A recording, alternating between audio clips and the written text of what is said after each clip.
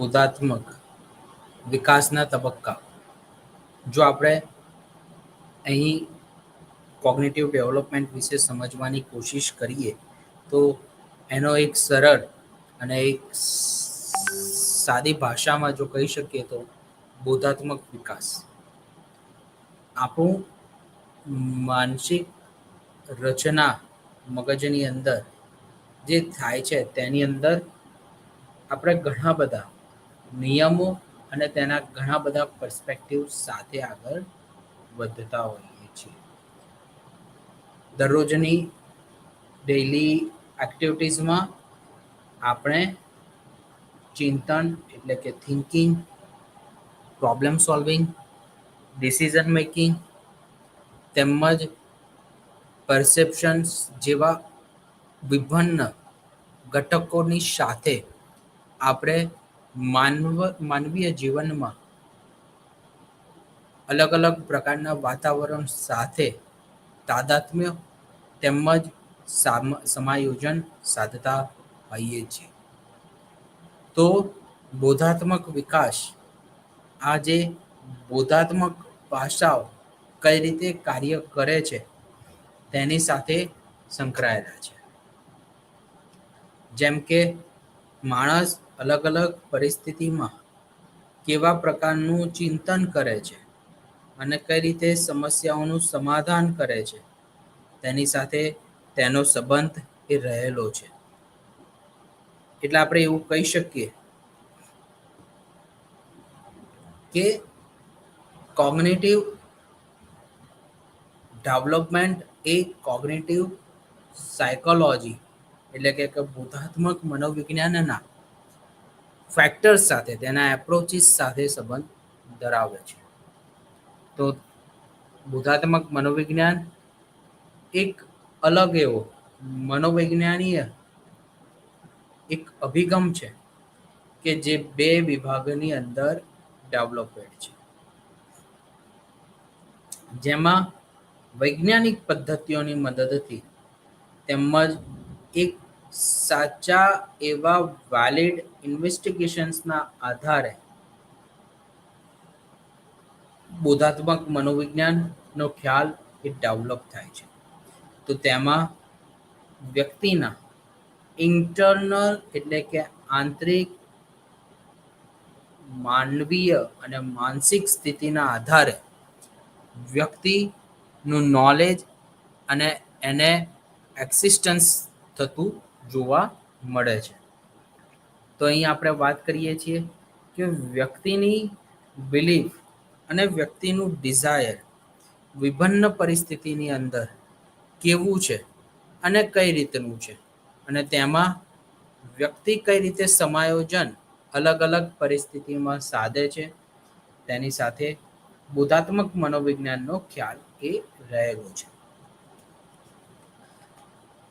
એના વિશે જો આપણે કોગ્નિટિવ ડેવલપમેન્ટમાં જેને આપણે કિશોરાવસ્થા દરમિયાન એટલે કે જે બાળકો 9 વર્ષથી લઈને 16 વર્ષ સુધી આવતા હોય છે, 10 વર્ષથી કિશોરાવસ્થાની શરૂઆત થાય તો આ અવસ્થા દરમિયાન જે બાળકો આવે છે તો આ બાળકોમાં બોધાત્મક વિકાસ એ કઈ રીતે થતો હોય છે તો તેના અલગ અલગ પાસાઓ વિશે આપણે ધ્યાન આપીશું. તો બોધાત્મક વિકાસ એ બોધાત્મક એટલે કે શારીરિક એબિલિટી એટલે એની ક્ષમતાઓ, થિંકિંગ અને એના રીઝન ફેક્ટર ઉપર એટલે કે તેના પાછળ કયા કારણો જવાબદાર છે તેના ઉપર કોગ્નિટિવ ડેવલપમેન્ટનું ધ્યાન રહેલું છે. બોધાત્મક વિકાસમાં વ્યક્તિ કઈ રીતે વસ્તુઓને ગ્રહણ કરે છે, વિચારે છે અને તેને સમજવાની કોશિશ કરે છે અને તેના માટે કયા કયા ફેક્ટર્સ કે જે હસ્તક્ષેપ કરે છે અને તેની વ્યક્તિના જેનેટિક એટલે કે જૈવીય વારસા સાથે કઈ રીતે કિશોર એ શીખે છે તેની સાથે કોગ્નિટિવ ડેવલપમેન્ટનો ખ્યાલ એ રહેલો છે. કિશોરાવસ્થાની અંદર ડેવલપમેન્ટલ સ્ટેજીસ એ બાલ્યાવસ્થા અને કિશોરાવસ્થાના વચ્ચેના સ્ટેજીસની અંદર થતો એક આ વિકાસ પામતો એક તબક્કો છે.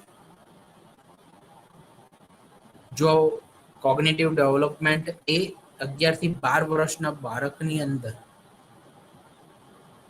જ્યારે આપણે ડેવલપેટ થતો જોઈએ છે ત્યારે તેની શરૂઆત 11 થી 12 વર્ષની અંદર શરૂ થતી હોય છે અને જે 19 થી 21 વર્ષ સુધીની અંતમાં તેનો આ તમામ તબક્કો જે કોગ્નિટિવ ડેવલપમેન્ટનો જે ખ્યાલ આપેલો છે જીન પિયાજીએ તે પૂર્ણ થતો હોય છે. અને શરૂઆતના સમયની અંદર બોધાત્મક જે વિકાસ જે છે તેમાં કેટલીક સંઘર્ષ વૈચારિક શક્તિઓની સાથે અને તેના લોજિકલ પ્રોબ્લેમ્સ સાથે કનેક્ટેડ થતો જોવા મળે છે. જાણે આપણે તેના કિશોરાવસ્થાની અંદરનો જે શરૂઆતનો જે તબક્કો હોય કે જે તેની પ્રારંભિક અવસ્થા છે તો તેની અંદર કોગ્નિટિવ માઇલસ્ટોન કઈ રીતે અસર કરે છે તેના વિશે સમજીએ તો સ્કૂલની અંદર થતા કેટલાક અને ઘરના વાતાવરણમાં થતા જે કેટલાક ડિસિઝન્સ વાળા ફેક્ટર છે કે જેમ કે કોઈ એક્ટિવિટીઝની અંદર પાર્ટિસિપેટ કરવું, આ ઉપરાંત ઘરમાં તેમજ કેટલાક પ્રસંગ જે થતા હોય તેની અંદર પોતાના નિર્ણયોને રજૂ કરવા, આ ઉપરાંત પોતે શું ઈચ્છે છે, દરેક વસ્તુઓને કઈ રીતે વિચારે છે અને સમજે છે તેના વિશેનો એક ડીપલી ખ્યાલ આપવો. તો તેની સાથે આ અર્લી જે એડોલેસન્સની શરૂઆતમાં પ્રારંભિક કિશોરાવસ્થાની શરૂઆતની અંદર આપણને થતું જોવા મળે છે. જેને આપણે કિશોરાવસ્થાના તબક્કાની અંદર જ્યારે આપણે જોઈએ છે તો બાળકે લોજિકલ એટલે કે વૈચારિક શક્તિઓ કે જે કનેક્ટેડ છે કે જેમાં વ્યક્તિગત નિર્ણય તેમજ તેના કેટલાક બાહ્ય સ્વરૂપોમાં જે ઘટનાઓ નિર્મિત થતી હોય તેમાં કઈ રીતે ડિસિઝન્સ લેવું તેની સાથે આ આખું બાળકની આ પ્રારંભિક કિશોરાવસ્થાની સાથે આપણને નિર્ણય થતા જોવા મળે છે. એટલે જેણે આપણે હવે 11-12 વર્ષના બાળકોની સાથે કોમ્યુનિકેશન્સ કરીએ તો તેઓ કહેશે કે બીજાના માતા પિતા અથવા તો બીજા વ્યક્તિઓના વિચારો પર તેઓ આધારિત નથી રહેતા. તેઓ પોતાના ઓન પર્સપેક્ટિવ પોતાના પ્રત્યક્ષીકરણોને લોકોની સાથે ખુલ્લા મૂકે છે કે જેથી કરીને લોકો તેની અવગણના ન કરે તેમજ તેના પણ વિચારોને સમજી શકે. એટલે આપણે 7 અને 8 વર્ષનું બાળક હોય તો તેના કરિયરની અંદર આગળ વધવાના જે ખ્યાલો જે છે એ અનિર્ણયાત્મક રહેતા હોય છે. એટલે કે ક્યારેક બાળક કહેશે મારે ડૉક્ટર બનવું છે, મારે વકીલ બનવું છે, મારે પોલીસ બનવું છે, મારે આર્મીમાં જવું છે.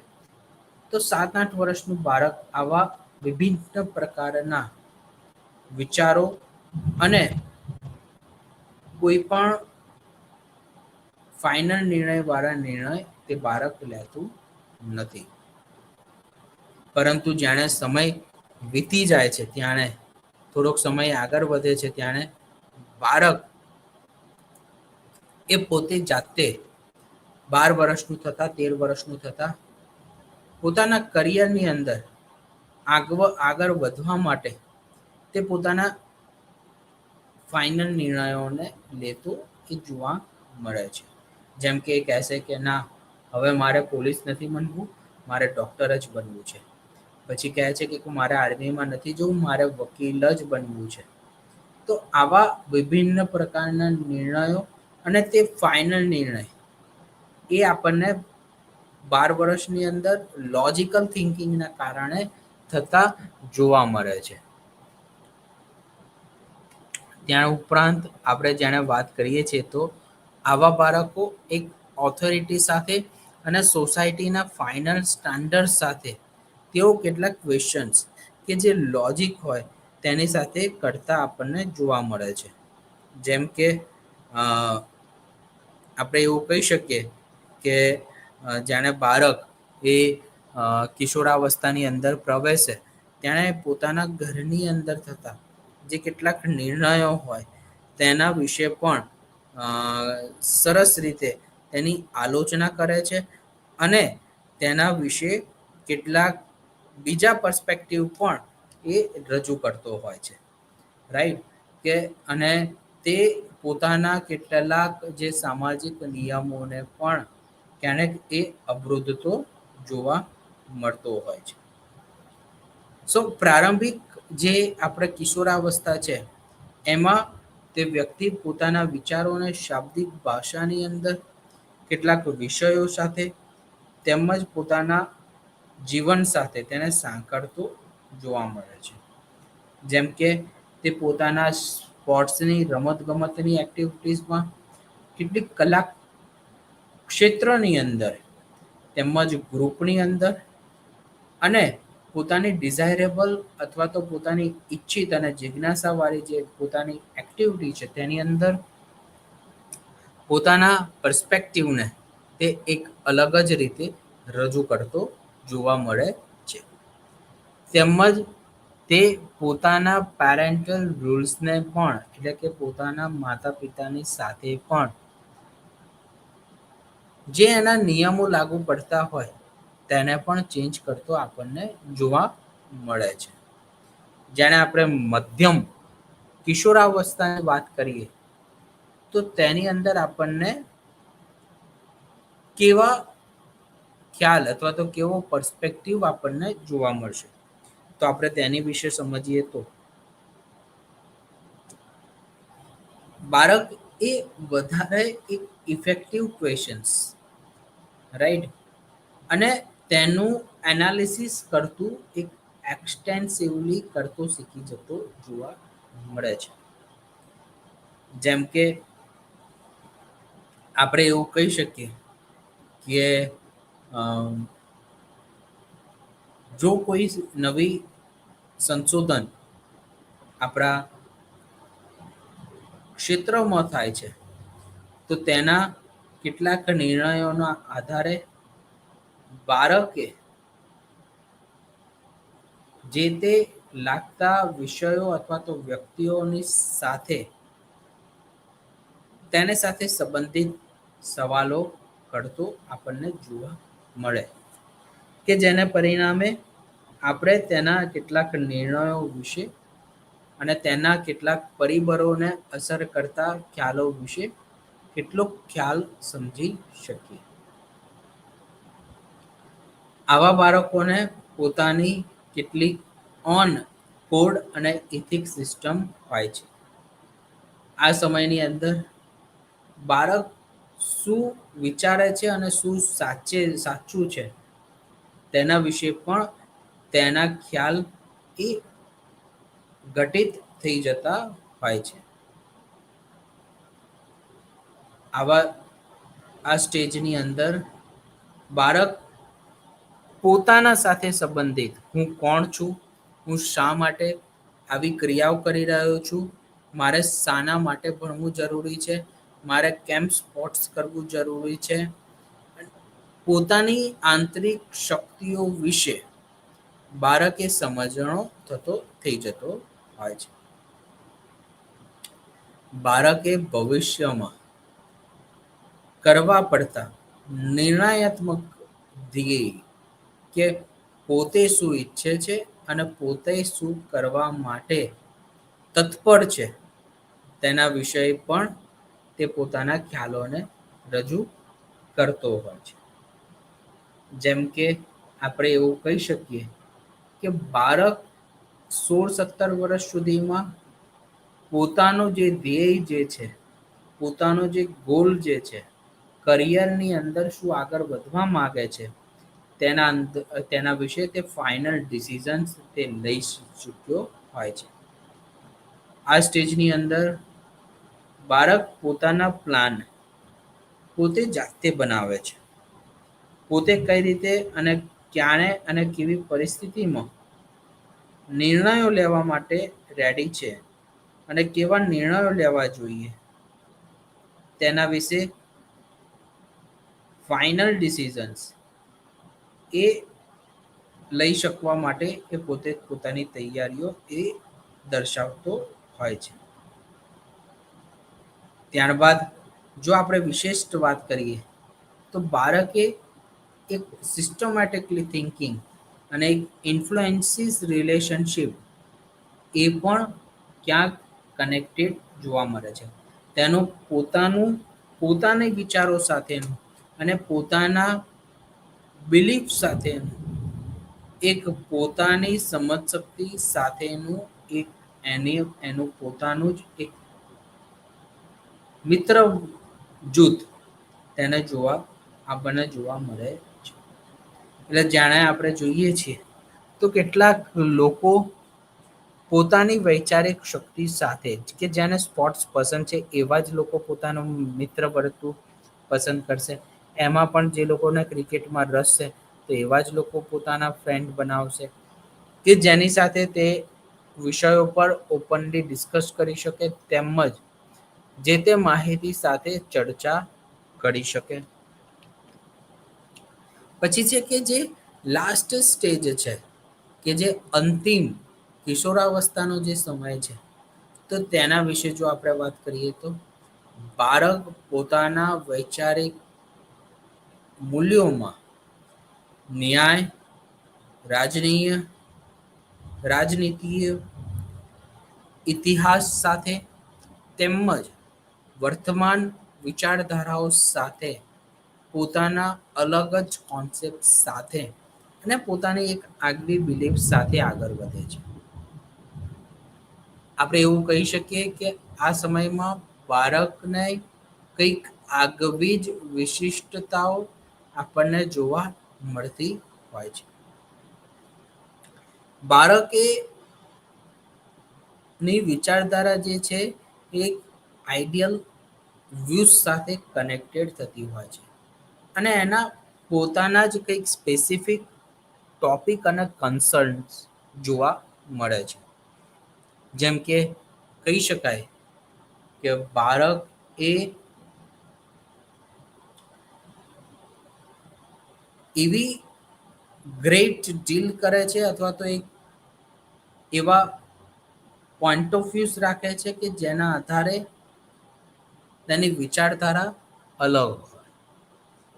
તે કોઈ વ્યક્તિને અથવા તો સ્પેસિફિક પોતાના મૂલ્યોના આધારિત પોતાની થિંકિંગ અને પોતાનું કરિયર અને પોતાના વ્યક્તિગત નિર્ણયોને ડેવલપ કરતો હોય છે. આ એક એવો લોજિકલ થોટ છે કે જેમાં બાળકે કિશોર વ્યક્તિએ પોતાના થિંકિંગને શેપિંગ આપે છે ડેમોન્સ્ટ્રેશન્સ. યંગર ચિલ્ડ્રન જે કહેવાય છે કે જે યંગ અથવા તો યુવા કિશોરાવસ્થાની અંદર જેઓ દાખલ થાય છે they have own knowledge and they have own belief and they have own property rights. So આ કન્સિડર કરતું હોય છે કે વ્યક્તિ એટલે કે એક્સપર્ટ્સ કઈ રીતે તેના નિયમોને એગ્રી એન્ડ ડિસએગ્રી ઓપનલી કરતું હોય. એટલે ક્યારેક જ તેના મૂલ્યોની અંદર તે જોવા મળતું હોય. અને આ કોન્ટ્રાસ્ટની સાથે આપણને ડેવલપ થતું અને તે ઘટિત થતું જોવા મળે છે. જેને આપણે બોધાત્મક મનોવિજ્ઞાન અને બોધાત્મક વિકાસના તબક્કાઓ વિશે વાત કરીએ તો આપણે ડેફિનેટલી આપણે જીન પિયાજેને યાદ કરવા પડે. કારણ કે જીન પિયાજીએ એ મનોવિજ્ઞાનની અંદર બોધાત્મક વિકાસના તબક્કાઓ વિશેનો એક સારો એવો ખ્યાલ પોતાના શબ્દોમાં આપ્યો છે.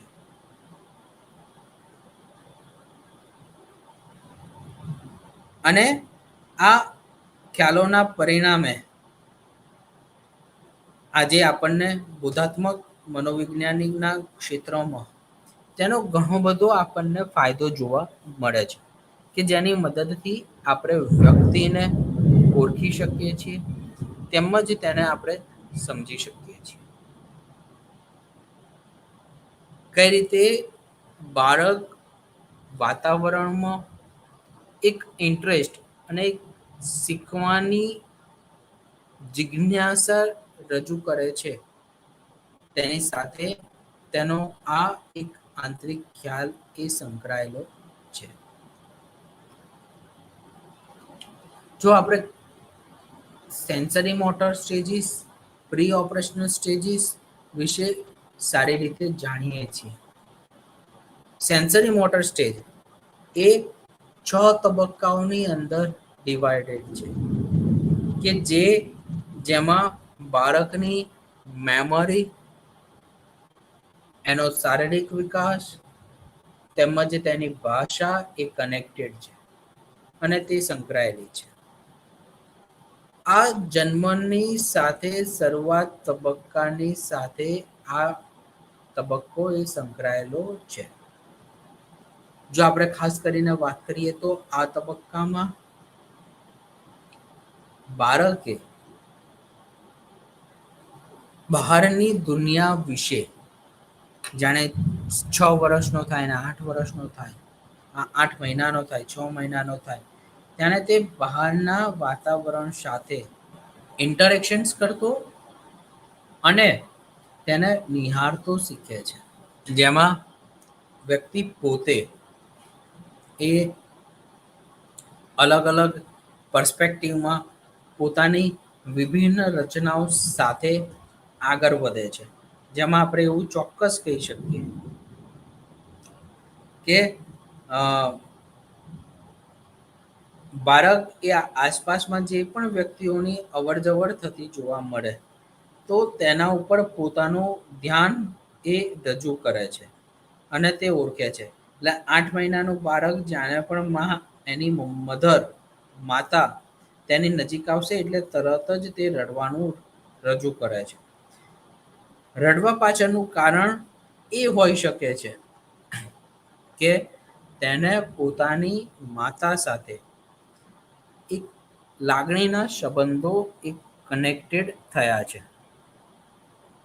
જેને પરિણામે બાળક એ પોતે તેને સમજણો થાય છે કે આ મારી એ માતા છે તેમજ તે મારી ભૂખને સંતોષશે, તે મને વહાલ કરશે, તે મને પ્રેમ કરશે. તો આ જે પ્રકારની જે વિચારધારા છે એ આપણને સેન્સરી મોટર સાથે જોવા મળે છે. જાણે બાળકે બહારના વાતાવરણમાં ઓબ્ઝર્વેશન્સ કરતા શીખે છે ત્યારે તેનામાં અલગ જ રીતે તેના અલગ અલગ ખ્યાલો પણ રજૂ થતા હોય છે અને તેની વૈચારિક શક્તિ પણ ડેવલપ થતી આપણને જોવા મળે છે. એટલે આપણે એવું કહી શકીએ કે આ તબક્કામાં સેન્સરી સ્ટેજ એ 0 થી 2 વર્ષની અંદર ડેવલપ થતો જતો જોવા મળે. પછી છે પ્રી ઓપરેશનલ સ્ટેજ કે જે 2 થી 5 વર્ષ સુધી 4.5 વર્ષ સુધી ચાલે છે. જેમાં બાળક એ ઇમેજિનેશન્સ કરતા, ભાષાને યુઝ કરતા, સિમ્બોલને ઓળખતા, વ્યક્તિ અથવા કોઈ પશુ પક્ષી અથવા તો કોઈ જીવજંતુને ઓળખતા તે શીખી જતો જોવા મળે છે. અને તે પોતાની વૈચારિક શક્તિ અને પોતાની સ્મૃતિની મદદથી આસપાસના અવયવો સાથે, વ્યક્તિઓ સાથે તે ડીલ કરતો હોય છે. પછી છે કોન્ક્રીટ ઓપરેશનલ સ્ટેજ. આ એક એવો તબક્કો છે કે જેમાં એક પ્રારંભિક કે જે કિશોરાવસ્થા કહેવાય તેની સાથે આ કનેક્ટેડ છે. જેમાં કિશોર બાળક એ નંબર, લેન્થ, લિક્વિડ, મેસ, વેઇટ, એરિયા, વોલ્યુમ ની સાથે પોતાની બૌદ્ધિક ક્ષમતાઓને વાપરે છે. જેમ કે તેને નાનું અને મોટા વિશે ફરક પડે છે, તેને સેન્ટીમીટર વિશે ફરક પડે છે, સમજ પડે છે, તેને તેના મિલીમીટર વિશે ખબર અથવા તો સમજ પડે છે. જે તે જાણે કપડાં પોતાના ખરીદવા જાય છે તો તેને કેવા કપડાઓની પસંદગી પહેરવા માટે કરવી જોઈએ તેના વિશે પણ તેનો ખ્યાલ એ ડેવલોપ થતો હોય છે. એટલે આ સ્ટેજમાં બાળકે ઓપરેશનલ થિંકિંગની સાથે અલગ અલગ તબક્કાઓમાં એક હસ્તપ્રયોજન કરતો આપણને જોવા મળે છે. પછી છે ફોર્મલ ઓપરેશનલ સ્ટેજ. આ સ્ટેજ એ ઇન્ટેલિજન્સી સાથે ડેમોન્સ્ટ્રેટ થતો જોવા મળે છે. જેમાં બાળકે લોજિકલ થિંકિંગ અને સિમ્બોલ્સ સાથે પોતાના એબ્સ્ટ્રેક્ટ કોન્સેપ્ટને રજૂ કરે છે. અને ઇગોસેન્ટ્રિક થોટ્સને પણ રજૂ કરે છે. આ સ્ટેજમાં બાળક પોતાની એબિલિટી અને પોતાની ક્ષમતાઓના આધારે વિભિન્ન પરિસ્થિતિઓમાં, વિભિન્ન પ્રકારોમાં, વિભાગોમાં કોઈ એક વિભાગની સારી રીતે નિર્ણયાત્મક શક્તિનો પણ વપરાશ કરતો આપણને જોવા મળે અને તેની સાથે તેના ખ્યાલોને રજૂ કરતો આપણને જોવા મળતો હોય છે.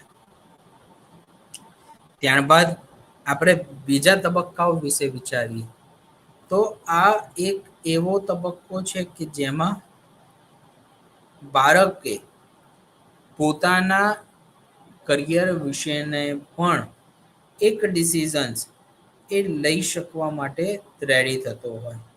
તેના પોતાના ડિસિઝન્સ આપણને જોવા મળે છે. તેથી આપણે એવું કહી શકીએ કે બાળકની પાસે એક આગવી એવી સમજશક્તિ અને તેની એક નિર્ણયાત્મક વિચારધારા આપણને ડેવલપેડ જોવા મળે. એટલે આ સ્ટેજની એક 5 તબક્કાઓ સાથે તેની સરખામણી થતી હોય છે. જેમાં આપણે પહેલા તબક્કા વિશે જો વાત કરીએ તો બાળક એ પોસિબલ થિંકિંગ અને એક લિમિટેડ થોટ્સ સાથે કિશોરાવસ્થાની અંદર શું સાચું છે અને શું ઉપયોગી છે અને ઓરિએન્ટેડ છે તેની સાથે તેના વિચારધારાઓને રજૂ કરે છે અને તેના નિર્ણયાત્મક પગલાં એ લેતો હોય છે. અને તે પણ પોતાની વૈચારિક શક્તિને અનુલક્ષીને. જેમ કે આપણે એવું કહી શકીએ તો બાળકે એવા ડિસિઝન્સ લેશે અથવા તો જ્યાં તેને કનેક્ટેડ હોય અથવા તો જ્યાં તેને સમજતું થતું હોય એવા નિર્ણયો પોતે પોતાની જાતે લેતો, રાઈટ? કે જેમ કે આપણે એવું કહી શકીએ કે અ, તે પોતાના અ, વગર કામની જે ચર્ચાઓ અથવા તો વાતો પોતાના આસપાસ પરિસ્થિતિમાં થતી હોય અથવા તો ઘરમાં થતી હોય અથવા તો બહાર થતી હોય તો તેના ઉપર તે ધ્યાન નહીં આપે. પરંતુ જે રિયાલિસ્ટિક એપ્રોચ સાથે જે વાસ્તવિક જીવન સાથે કનેક્ટેડ છે તો તેની સાથે આવા બાળકોના વિચારો એ આપણને જોવા મળે છે. બીજું કે આ તબક્કામાં કિશોરાવસ્થામાં બોધાત્મક તબક્કા વિશે જો વાત કરીએ તો એ તે જૂના અને નવા જે ફરક જે વસ્તુઓનો હોવો જોઈએ તેના વિશે તે સમજે છે. પ્રેક્ટિકલ આપણે એક સાદી ભાષામાં કહીએ તો તેઓ પ્રેક્ટિકલ વિચારધારા સાથે પોતાની અમૂર્ત વિચારણાઓને પરમિશન આપે છે, એટલે કે તેની ઉપર ફોલો કરે છે અને તેના ફાયદા અને ગેરફાયદા વિશે પણ એક સામાજિક અને વૈચારિક વિચારધારા સાથે આદર્શ વિચારધારાઓ સાથે તે હસ્તપ્રયોજન કરે છે. ટીનેજર્સના સ્ટેજની અંદર બાળક પોતે સેલ્ફ કોન્શિયસ થતું જોવા મળે. તે પોતાની આંતરિક વિચારધારાઓને રજૂ કરે છે કે જેમાં તે પોતાની મલ્ટિપલ જે કોગ્નિટિવ એબિલિટીઝ જે છે તેની સાથે હસ્તપ્રયોજન કરશે. એટલે કે આપણે એવું કહી શકીએ કે આ સ્ટેજમાં કિશોરાવસ્થાના સ્ટેજની અંદર બાળકે ખૂબ જ ઇમ્પોર્ટન્ટ અને મેટાકોગ્નિટિવ એક નેગેટિવ અને એના પોઝિટિવ ફાયદા અને ગેરફાયદા તેની વિશે તે સમજણો થતો હોય છે. તેમજ તેને તે ખૂબ જ સારી રીતે અલગ અલગ વાતાવરણમાં તેમજ તેના ખ્યાલો વિશે તેના એક પોતાના જ રજૂઆત અને ઇન્ટરનલ પર્સ્પેક્ટિવ રજૂ કરતો હોય છે. જેને આપણે ચોથા સ્ટેજ વિશે વાત કરીએ તો તે પોતાના અલગ જ નિર્ણયોને એક ડિસ્ક્રિપ્ટિવલી લોકોની સાથે રજૂઆત કરે છે કે જેના કારણે બાળકે પોતે તેના ખ્યાલોને અને તેની સમજૂતી એક સારી રીતે આપી શકે અને બાળક એ વિભિન્ન પરિસ્થિતિમાં કઈ રીતે સમાયોજન એ કરવાનું છે તેના ખ્યાલોને પણ રજૂ કરતો હોય છે, જેથી કરીને બાળકે સારા એવા નિર્ણયો પોતાની જાતે એ લઈ શકે અને તેના થિંકિંગની સાથે પોતાના વિચારોને રજૂઆત કરી શકે. આ કિશોરાવસ્થાની અંદર બાળકે બીજા વ્યક્તિઓની સાથે આર્ગ્યુમેન્ટ સવાલો કરવા તેમજ તેના ફાઇનલ નિર્ણયો અથવા તો તેના પરિણામ ઉપર કઈ રીતે એને તાદાત્મ્ય સાધવાનું છે અને તેના આન્સર્સ મેળવવાના છે તેના ઉપર પણ તેનો એક આંતરિક નિર્ણય થયેલો જોવા મળે છે. જેના આધારે આપણે તેવું કહી શકીએ કે બાળકને પોતાની વૈચારિક વિચારધારામાં સમસ્યા ઉકેલ એ અલગ અલગ પરિસ્થિતિમાં પોતાના અનુભવોને આધારે કરી શકે તેમ છે. આ સમય સ્ટેજની અંદર પોતાના પિયર ઓબ્ઝર્વેશન્સ એટલે કે પોતાના મૈત્રી જૂથની અંદર જે ઓબ્ઝર્વેશન્સ કરે છે, જે નિરીક્ષણ કરે છે, જે એક્ટિવિટીઝ કરે છે અને તેના પરિણામે બાળક એક કોમેન્ટ કરે છે, પોતાના વિચારધારાઓને રજૂ કરે છે, તેને સમજે છે અને પોતાની આંતરિક મૂલ્યોને પણ રજૂ કરતા તે શીખતો હોય છે. જેને પરિણામે મૈત્રી મંડળની અંદર રજૂઆત કરવાના પરિણામ વ્યક્તિનો જે તે કિશોરનો આત્મવિશ્વાસની અંદર પણ પ્રગતિ તેમજ એક પોઝિટિવ કોન્ફિડન્સ ડેવલપ થતો આપણે જોતા હોઈએ છીએ, કે જેને પરિણામે બાળક પોતે વિચારધારાઓમાં એક સારી રીતે ડીલ કરી શકે. જો આપણે આજે ઇન્ફોર્મેશન જે પ્રોસેસિંગ વિશે વાત કરીએ, તો આ ઇન્ફોર્મેશન પ્રોસેસિંગ એ અલગ અલગ પાસાઓમાં અલગ અલગ રીતે થતી જોવા મળે છે. જેમ કે આપણે એવું કહી શકીએ કે ઇન્ફોર્મેશન પ્રોસેસિંગ ચેન્જ થતા માહિતીઓને ઓબ્ઝર્વ કરવું, તેના વિશે નિર્ણયાત્મક પગલાં લેવા તેમજ સમજવું, ડિજિટલ કોમ્પ્યુટર સિસ્ટમ્સ સાથે તેના નિર્ણયો લેવા, માહિતીઓને રજૂ કરવી, તેની સાથે તેના ખ્યાલો એ રહેલા છે. અને તે માહિતીની ટ્રાન્સફોર્મેશન્સ એટલે કે પોતે જે સમજે છે તેના આધારે નિયમોને રજૂ કરતા તે શીખે છે. જાણે બાળકની કામચલાઉ જે મેમરી જે છે, શોર્ટ ટર્મ મેમરી છે, તે બાળકે વધારે વાપરતા તે શીખે છે. તેની ઉપર કન્ટિન્યુઅસલી દરરોજ તે રિહર્સલ કરે છે. અલગ અલગ ગુણોને અલગ અલગ પગલાઓને તે સમજણો કરતા શીખે છે. તે વારંવાર તેનો વપરાશમાં લેતા શીખતો હોય છે. જેને પરિણામે બાળક એ બીજા એરિયાની અંદર એટલે કે પોતાની જે સ્મૃતિની અંદર તેની માહિતીને સ્ટોર કરતા શીખે છે. અને જેને તેની જરૂર ન હોય ત્યારે તે તેને ભૂલી જવાની પણ કોશિશ કરતો હોય છે.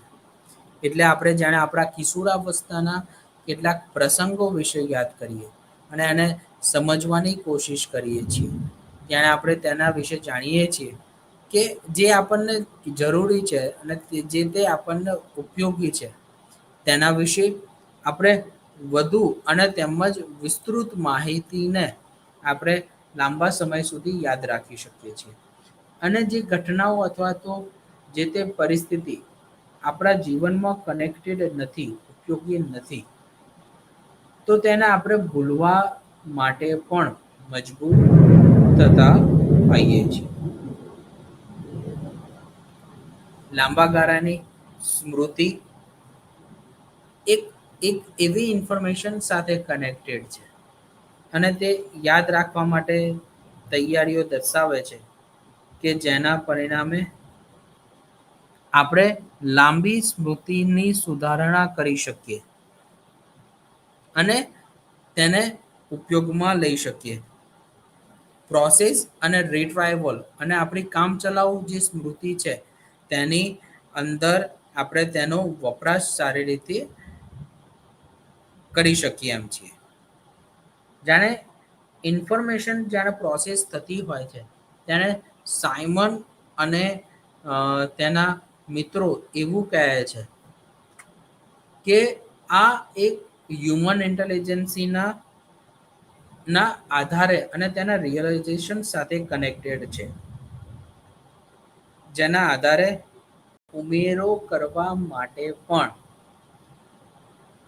માહિતી પ્રક્રિયાની થિયરી એ કનેક્ટેડ છે, જેમાં વૈચારિક અને વૈજ્ઞાનિક સંશોધનના આધારે માહિતી એ સ્ટોર થતી જોવા મળે છે. જે સેન્સરી મેમરી છે એ લર્નિંગ સાથે એટલે કે શીખવાના સોફ્ટવેર સાથે કનેક્ટેડ છે. જે રીતે કોમ્પ્યુટરમાં અલગ અલગ માહિતી લાંબા સમય સુધી આપણે સ્ટોર રાખી શકીએ એમ છીએ, તે જ રીતે આપણે મગજની અંદર પણ માહિતીને સ્ટોર રાખી શકીએ એમ છે. તદુપરાંત આ એક એવી પ્રોસેસિંગ અને નિયમો સાથે કનેક્ટેડ છે કે જે કોમ્પ્યુટરની સિસ્ટમમાં કદાચ માહિતી ભૂસાઈ જશે, પરંતુ માનવના રચનાની અંદર તે માહિતી ભૂસાવાની શક્યતાઓ ખૂબ જ ઓછી રહેલી છે. રાઈટ? તો તેના આધારે વ્યક્તિનું પરસેપ્શન્સ એ ડેવલપ થતું હોય છે. તો જે ઇન્ફોર્મેશન પ્રોસેસિંગનું મોડેલ જે છે તે વિભિન્ન પર્સપેક્ટિવ સાથે અને ખ્યાલ સાથે તે કનેક્ટેડ છે. જેમ કે પહેલું છે સ્ટોર મોડેલ. આપણે અલગ અલગ માહિતીને સેન્સરીની સાથે સ્ટોર કરીએ છીએ અને તેને લાંબા સમય સુધી વપરાશમાં લેવા માટે તેને તૈયાર ઘટકો સાથે રજૂ કરતા હોઈએ છીએ. જે સેન્સરી રજિસ્ટર જે છે, આપણે આપણા મગજની અંદર જે વસ્તુઓને જે જોઈએ છે તે દરેક વસ્તુઓ આપણી પાંચેય સેન્સરી દ્વારા આપણા મગજના સેન્સરી મેમોરીની અંદર તે સ્ટોર થતું જતું હોય છે. ત્યારબાદ આપણી શોર્ટ ટર્મ મેમરી તેના લાંબા નિર્ણયો માટે અથવા તો તેના વપરાશ માટે તેના આવશ્યક અને તેમજ કઈ રીતે તેના વપરાશમાં લેવું તેના વિશે લાંબા ગાળાની સ્મૃતિ એ કાર્યરત થતી હોય છે. ઇન્ફોર્મેશન પ્રોસેસિંગના 4 બિલીફ છે કે જે ક્યાંક ને ક્યાંક એક કનેક્ટેડ થતા હોય છે. જે કોડિંગ સિસ્ટમને રિપ્રેઝન્ટ કરે છે, સ્ટોરેજ ઇન્ફોર્મેશન્સને પ્રોસેસ કરે છે અને કન્સ્ટ્રેટ લિમિટેશન્સ અને મેમરીને પણ રજૂ કરતા હોય છે. જેના આધારે વ્યક્તિની એક થિંકિંગ સિસ્ટમ પણ ડેવલપ થતી હોય છે. અને આ બિલીફના પરિણામે વ્યક્તિ એ કિશોરાવસ્થાની અંદર ડિફેન્સ મેકેનિઝમ્સ અને પોતાની ક્રિટિકલ ઇન્ફોર્મેશનમાં આવશ્યક એ કોડિંગ પગલાં લઈ શકે, તેમજ પોતાના સેલ્ફ મોડિફિકેશન્સને પણ રજૂ કરી શકે, પોતાના વિચારોને પણ બદલી શકે. એટલે અહીંયા મનોવૈજ્ઞાનિકો તેઓ એવું કહેતા હોય છે કે જો તમે કેટલાક પ્રારંભિક સમયમાં કિશોરાવસ્થાના સ્ટેજમાં જો તમે બાળકના અનુભવોમાં કેટલું પ્રેક્ટિકલ એક્સપોઝર્સને રજૂ કરશો અથવા તો બાળકે પ્રેક્ટિકલી અલગ અલગ વિચારધારાઓને પણ સમજતો થશે, તો ચોક્કસ રીતે તે પોતાના પણ કરિયરની પસંદગી સારી રીતે કરી શકે. જો બાળકને સ્પોર્ટ્સ પર્સન બનવું હોય તો તે સ્પોર્ટ સાથે કનેક્ટેડ એવા યુવાઓ વ્યક્તિઓ કે જેઓ ગેમ રમી જ રહ્યા છે તેઓ લોકોને મળશે, તો તે તેઓની વિચારધારાને સમજશે અને કઈ રીતે મહેનત કરવાની છે, કઈ રીતે પોતાના વિચારોને તૈયાર કરવા છે તેના માટે પણ સમજણો થતો હોય છે. જેથી કરીને બાળકે નિર્ણય લેવા માટે પોતાની શક્તિઓને વાપરી શકે અને તેના મોડિફિકેશનના રિસ્પોન્સની ઉપર પણ ધ્યાન આપી શકે.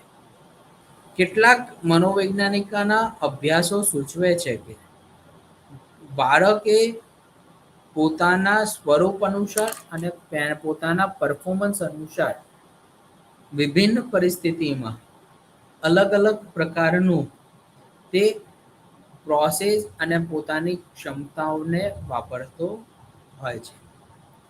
અને તેના આધારે તે નિર્ણય લેતો હોય.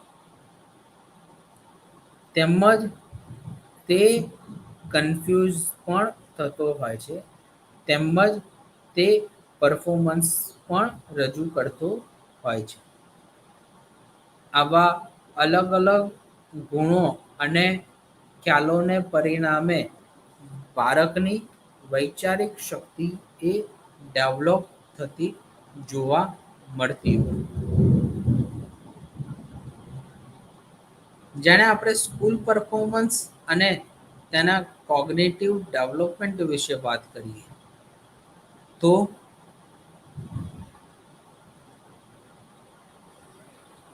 વાતાવરણીય જીવનમાં તેમજ તેના બોધાત્મક વિકાસના તબક્કાઓમાં ઘણા બધા તબક્કાઓ એ જવાબદાર છે. જેમ કે બાળકનું લેક ઓફ મોટિવેશન. જો બાળકને ભણવામાં રુચિ જ ના હોય અને તેની સમજ શક્તિ સંકળાયેલી જ ન હોય તો તેને ઘણી સમસ્યાઓનો સામનો કરવો પડે છે અને તેની વિચારધારા પણ અસર થતું જોવા મળે છે. પછી જે ઘરની અંદર તેમજ પિયર રિલેશનશિપ ઇસ્યુઝ જોવા મળવા. જેમ કે ઘરના વાતાવરણમાં કેટલાક પ્રોબ્લેમ્સ ચાલતા હોય અથવા તો માતા પિતા વચ્ચે ઝઘડો ચાલતો હોય. તેનું મિત્ર જૂથ બાળકને હેરાન પરેશાન કરતું હોય તો પણ બાળકના વિચારો અને તેમજ તેની મેમરી સાથે પણ તેની અસર થતી હોય છે. જો બાળકની એક પુઅર સ્ટડી હેબિટ હોય તેમજ તેની વર્કિંગ સ્કિલ તે કમજોર હોય તેને કારણે પણ તેની શીખવાની પદ્ધતિ ઉપર પણ અસર થતી આપણને જોવા મળે છે. જો બાળકને શીખવાની અક્ષમતા હોય તેને પરિણામે પણ બાળકના કોગ્નેટિવ ડેવલપમેન્ટની અંદર પણ અસર થતી જોવા મળશે. જો બાળકને attention deficit hyper activity disorder એટલે કે બાળકની વર્તન સાથે સંબંધિત કોઈ બીમારી હોય તો પણ બાળકના કોગ્નેટિવ ડેવલપમેન્ટની અંદર પણ અસર થતી આપણને જોવા મળે છે. જેને પરિણામે બાળકનું ઇન્ટેલિજન્સી એ સાથ નથી આપતું. આ ઉપરાંત આપણે એવું પણ કહી શકીએ કે બાળક ને કોઈ પ્રકારની મેડિકલ પ્રોબ્લેમ્સ હોય જેમ કે પાર્કિન્સન હોય, એન્ઝાયટી હોય અથવા કોઈ પ્રકારની લાંબા ગાળાની બીમારીમાંથી બાળકે પસાર થતો હોય તો તેને પરિણામે પણ બાળકના ઇન્ટેલિજન્સીની અંદર તેની અસર થતી આપણને જોવા મળે છે. જેને પરિણામે બાળકને લાંબા સમય સુધી ઘણી બીમારીઓનો સામનો કરવો પડતો હોય છે. તો આપણે આવી બધી સ્થિતિની અંદર શું એડવાઇસ કરી શકીએ? શું ગાઈડ કરી શકીએ કે જેને પરિણામે બાળકને આવી બધી વિભિન્ન પરિસ્થિતિઓનો સામનો ન કરવો પડે? તો છે કે કોઓપરેશન્સ કાઉન્સિલર એટલે કે પરામર્શ વ્યક્તિ સાથે, શિક્ષક સાથે અને જે કોઓર્ડિનેટર અથવા તો જે એડમિનિસ્ટ્રેટર હોય તેમની સાથે તેની આ માહિતીને આપણે રજૂ કરવી જોઈએ. માતા-પિતાનું ઇન્વોલ્વમેન્ટ આપણે જોવું પડે. કરિક્યુલમ, પ્રોગ્રામ્સ અને ડેવલપેડ માઇલસ્ટોન્સ સાથે બાળકે તેની સાથે હસ્તપ્રયોજન કરવાનું તેમજ રિસ્પોન્સિવ કાઉન્સેલિંગ અને તેના અલગ અલગ ફેક્ટર્સ સાથે બાળકે હસ્તપ્રયોજન કરવાની આવશ્યકતાઓ રહેતી હોય છે. અને તેનું અટેન્શન્સ અને તેનું ડાયવર્ઝન્સ પણ તેની ઉપર આપણે ધ્યાન રાખવું તે જરૂરી હોય. તો આ બધા ગુણોની સાથે આપણે કોગ્નિટિવ ડેવલપમેન્ટ એ સારી રીતે કરી શકીએ. જ્યારે આપણે કોગ્નિટિવ માઇલસ્ટોન્સ એ સારી રીતે કરીએ છીએ ત્યારે બાળકમાં ઘણા બધા વૈચારિક તેમજ બીજા બધા ખ્યાલોની સાથે તેનામાં કેટલોક સુધારા વધારા થતો આપણને જોવા મળે છે. જેમ કે identity, self concept, self esteem અને પીયર ગ્રુપ રિલેશનશિપ એટલે કે સોશિયલ ડેવલપમેન્ટ પણ બાળક માટે જરૂરી છે. જો બાળક એ સારી રીતે તેનું બોધાત્મક વિકાસના તબક્કાઓ કિશોરાવસ્થાની અંદર જો ડેવલપ થયા હશે તો તેને પરિણામે ચોક્કસ રીતે આપણે એવું કહી શકીએ કે યુવાવસ્થામાં અથવા તો તેની મધ્યમ યુવાવસ્થા દરમિયાન તે પોતાના કરિયરમાં સારી રીતે આગળ વધી શકે તેમ છે. તેમજ અલગ અલગ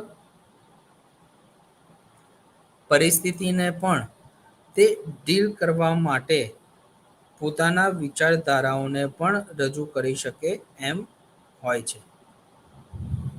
તો આ જે પ્રોબ્લેમ્સ જે છે તેનું સોલ્યુશન વ્યક્તિ પોતે જાતે જ તેનું સમાધાન લાવવા માટે પોતાના વિચારોને રજૂ કરે છે. જેની મદદથી ચોક્કસ રીતે અલગ અલગ પરિસ્થિતિનું નિરાકરણ એ આપણે વ્યક્તિના જીવનમાં લાવી શકીએ. જો બાળકે વિભિન્ન પ્રકારની કોઈક મનોવૈજ્ઞાનિક સમસ્યાઓથી પીડાતો હોય જેમ કે વાર્તનિક ઇસ્યુઝ, ચિંતા, માતા પિતા વચ્ચે થતા જે સમસ્યાઓ છે તે જેને પરિણામે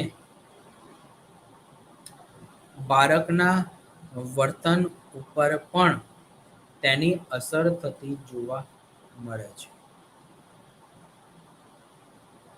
જેથી બાળક એ બોધાત્મક વિકાસના તબક્કાઓમાં તેની વૈચારિક શક્તિઓ પણ નબળી થતી જોવા મળે છે. એવું અભ્યાસમાં જોવા મળ્યું છે કે જે બાળક ચિંતા વધારે કરતું હોય અને તે પાસા સાથે સંકળાયેલું હોય તો તે નિર્ણય જે જીવનની અંદર લેવા પડતા હોય છે તે નિર્ણયો તે સારી રીતે લેવા માટે રેડી થતો નથી. તો આ તમામ પ્રકારના ખ્યાલ અને તમામ પ્રકારની અસર એ આપણને બાળકના માઇલસ્ટોન સાથે ડેવલપેડ થતી જોવા મળતી હોય છે. અને તેનું નિરાકરણ આવવા માટે પણ સમય લાગતો હોય છે. જેથી કરીને આપણે આપણા વિષયની અંદર એ સમજ્યા કે જાણે પણ જરૂર પડે ત્યારે આપણે કાઉન્સિલર જો સ્કૂલની અંદર બાળક હોય તો કાઉન્સિલર ટીચર અને કોઓર્ડિનેટર સાથે તેનો કોન્ટેક્ટ કરી શકીએ. એક કરિક્યુલમ સાથે તેની એક્ટિવિટીઝ કરી શકીએ. તેમજ બાળકને એ આપણે સારી રીતે એક યોગ્ય વાતાવરણ આપીને તેનામાં સારા એવા વિચારોને આપણે ડેવલપ કરી શકીએ. તેમજ તેના જે ડોમેઇન જે કહેવાય કે એકેડેમિક, સોશિયલ, ઇન્ટેલિજન્સી, કરિયર, આ બધા ગુણોમાં આપણે તેને ઉજ્જવળ આપણે બનાવી શકીએ એમ છીએ. તેમજ તેની ઉપર તેના ખ્યાલોને રજૂ કરી શકીએ એમ છીએ. તો જેની આધારે આપણે બાળકોની અંદર ઉચ્ચતમ ડેવલપ આપણે કરી શકીએ એમ બની શકીએ છીએ.